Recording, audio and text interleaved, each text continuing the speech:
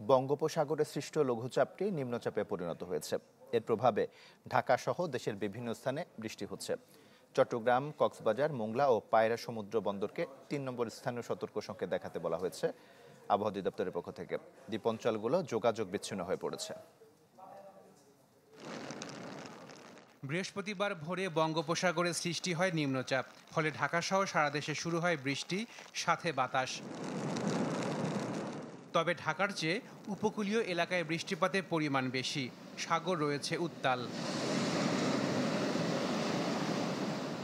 নিম্নচাপের কারণে জোয়ারের পানি বেড়ে যাওয়ায় নোয়াখালীর হাতিয়ার সাথে সারা দেশে যোগাযোগ বিচ্ছিন্ন হয়ে পড়েছে। জেলা শহরে সৃষ্টি হয়েছে জলাবদ্ধতা। বরিশাল থেকে অভ্যন্তরীণ রুটে বন্ধ রয়েছে লঞ্চ চলাচল। এছাড়াও দ্বীপাঞ্চলগুলো যোগাযোগ বিচ্ছিন্ন হয়ে পড়েছে। সব সমুদ্র বন্দরে দেখানো হয়েছে ৩ নম্বর স্থানীয় সতর্ক সংকেত।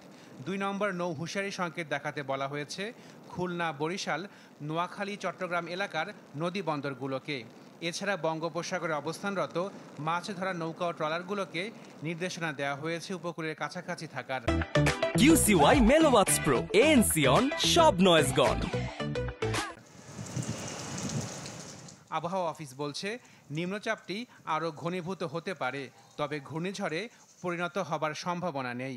আর বৃষ্টিপাত চলবে ১ জুন পর্যন্ত। বৃষ্টিপাত আরও 2 দিন অব্যাহত থাকতে পারে এবং 1 তারিখ পর্যন্ত বৃষ্টিপাত হবে। 1 তারিখের পর বৃষ্টিপাতের তীব্রতা অনেকটাই কমে যাবে। এখন যে নিম্নচাপটি রয়েছে সেটি শক্তিমাত্রা আর একটু অর্জন করতে পারে, কিন্তু এই নিম্নচাপটি শক্তিমাত্রা অর্জন করে ঘূর্ণিঝড়ে পরিণত হওয়ার কোনো সম্ভাবনা নেই। এছাড়া আবহাওয়ার বিষয়ে বিভিন্ন সামাজিক যোগাযোগ মাধ্যমে প্রচারিত তথ্য গুরুত্ব না দেওয়ার আহ্বান জানিয়েছে আবহাওয়া অধিদপ্তর। আশিক প্রিন্স, চ্যানেল 24, ঢাকা।